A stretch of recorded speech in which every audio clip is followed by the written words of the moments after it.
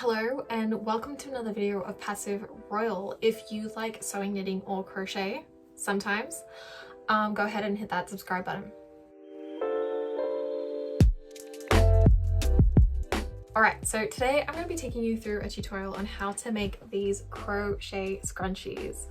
Don't know if you've heard, don't know if you've seen, YouTube and TikTok are crazy for crochet right now. Is it because the Rona? Is it because we have nothing to do? Yes. So I thought, why not mix the scrunchie trend with your crochet trend? And that would be a great way to use up some of your leftover yarn from your projects, but also a great way to just make it look like you have a whole outfit together. I did only buy enough for these items, but I will find some matching color t-shirts to show you how well these all go together. Actually, no, I'll probably just do a white shirt because then it's like baseline. Plus I don't have a green. Do I have? I don't know. Without further ado, let's just get into it. For this project, I'm going to be using Avon 4-ply 100% cotton by Morris & Sons. This is a luxurious cotton coming at $10 a ball, which is a bit expensive. I'm also using a 3.5mm crochet hook. You'll also need a yarn needle, a hair tie, and a measuring tape.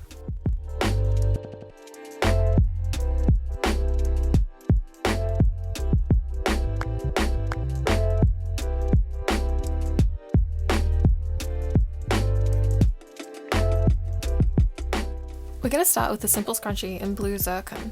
Begin by chaining 38. The last 2 chains will count as the first single crochet.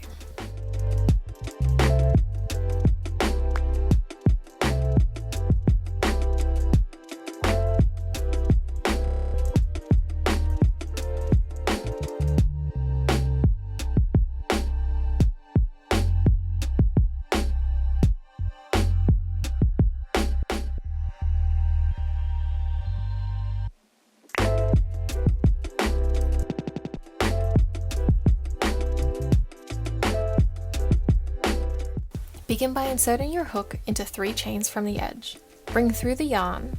You should now have 2 loops on your hook. Loop your hook around the yarn again and pull through both 2 loops. And that's how you single crochet. Continuing to do this for the remainder of the row, 1 single crochet into each chain. Once at the end, chain 2, turn your work, and single crochet into the 2nd stitch of that row. Again, that chain 2 counts as the first single crochet of the row.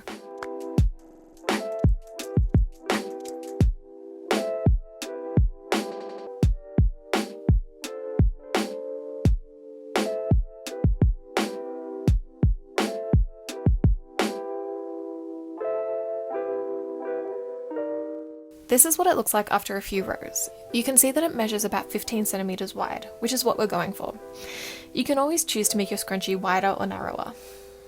I've continued working in single crochet until the piece measures about 45 centimeters long. This is when we can put our crochet hook away and get out our yarn needle. I'm going to fold this like puff pastry, now bringing both edges into the center.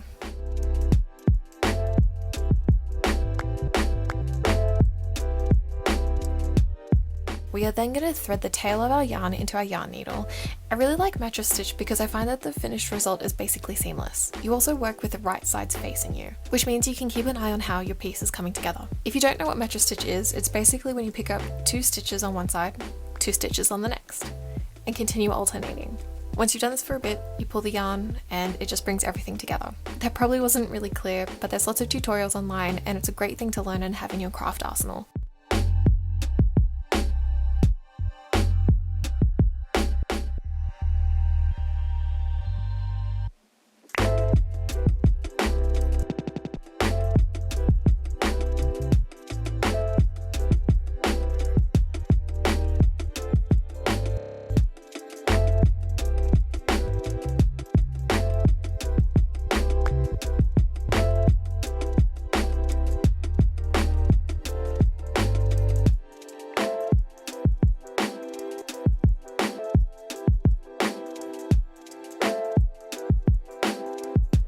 Okay, so now we have a donut.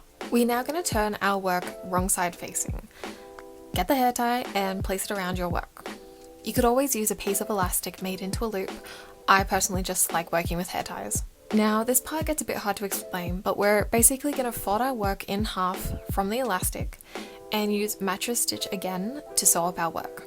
Now if you haven't left enough of a tail on the end of your work, you can always just cut a new line of thread, but it's always great to keep in mind leaving long tails so you can use them to actually weave in your work. It creates less bulk at the seam lines and it just makes everything easier, but if you didn't do that, it's absolutely fine. You'll just have to sew in an extra end.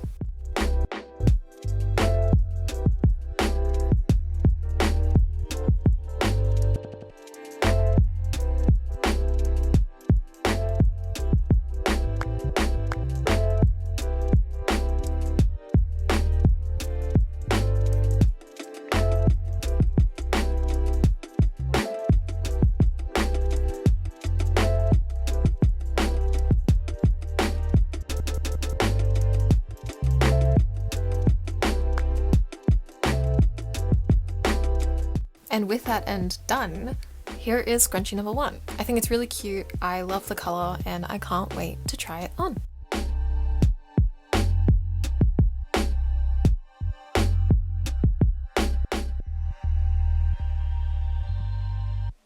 However, if plain isn't your thing or you want to level up, I'm now going to show you how to create a scrunchie with a wave pattern. This time using green peridot, we can begin by chaining 34. This wave ripple pattern has a repeat of 10 stitches plus 1. So our pattern will run on the first 31 chains, but we're going to chain to 34 because those extra 3 chains are going to, of course, count as our first double crochet. Now this wave pattern is a bit hard to explain, but hopefully this helps. Basically the pattern follows 3 double crochets into 1 stitch, double crochet once into the next 3 stitches, double crochet 3 stitches together, double crochet once into the next 3 stitches, and repeat. Now the pattern edges are going to be a bit different. Instead of doing 3 double crochet into 1 stitch, you're going to do 2 double crochet into 1 stitch, and that just helps it repeat nicely.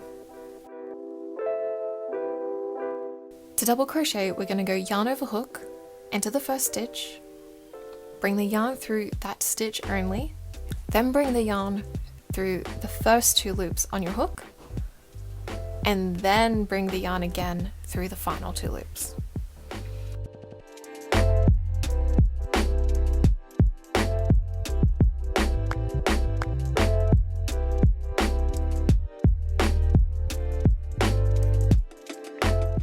When we crochet 3 stitches together, it can be a bit tricky. We begin with yarn over hook, enter the first stitch and pull the yarn through. We now have 3 yarns on the hook. Then bring the yarn through the first 2 loops, 2 loops remaining. Now this is normally where we would do the final yarn through to complete our double crochet, but we're not going to do that here. We are now, with 2 loops on our hook, going to yarn over and enter the second stitch. Pull the yarn through, and now you have 4 loops on your hook. Then bring the yarn through the first 2 loops, and now you have 3 loops remaining. Repeat what we just did once more into the 3rd stitch, and you're going to end up with 4 loops on the hook. Then bring the yarn finally through all 4 loops to finish. That was a lot, and I'm not sure you understood that. There's lots of wave tutorials online, and I'm sure you can figure it out. I trust you. Sometimes it's called ripple stitch. Now you know. I tried. Alrighty, so I've completed a few rows and here's what it looks like. It's light, it's stretchy, it's looking good, I'm vibing it.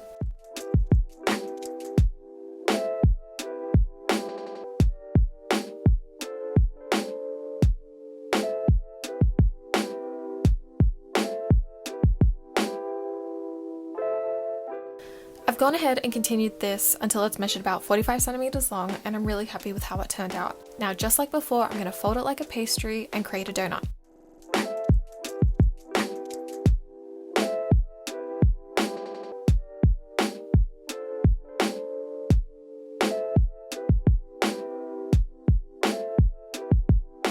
The mattress stitch was a bit more difficult to match up the pattern lines.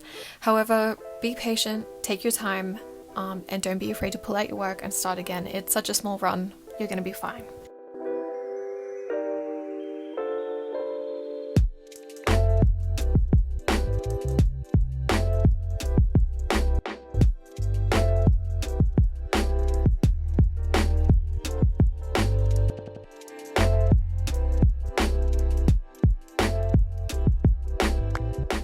Now I'm going to grab my hair tie, loop it over my work, and match a stitch up the edge of the work just like before.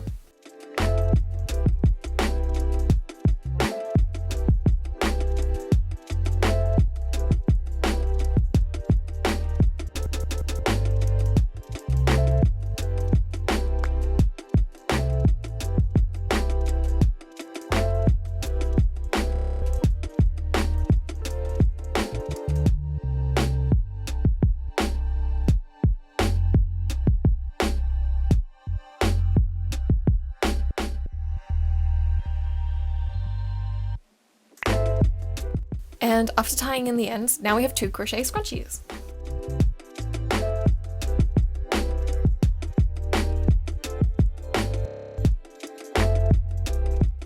I'm really impressed with how these turns out. I'm not normally a crocheter and I'm really glad that I took the risk. I'm really looking forward to spring and summer to get some use out of these. As you can see, they're great for a low pony or a high. However, if you're going to go a high pony, I recommend a base hair tie to help keep it up. I find when using these scrunchies for a low pony, a lot less hair falls out. The cotton just slides right off my hair and there's a lot less damage going on, which is always good. In future, I might use a larger hook on the crochet because it did come out a little stiff. Whereas the green, using double crochet, it's naturally just that little bit area, even though I use the same size hook. Let me know if you like this video and subscribe if you want to see my next video in which I'm going to knit some scrunchies. Comment below on what colour you'd like to make and what pattern. Bye!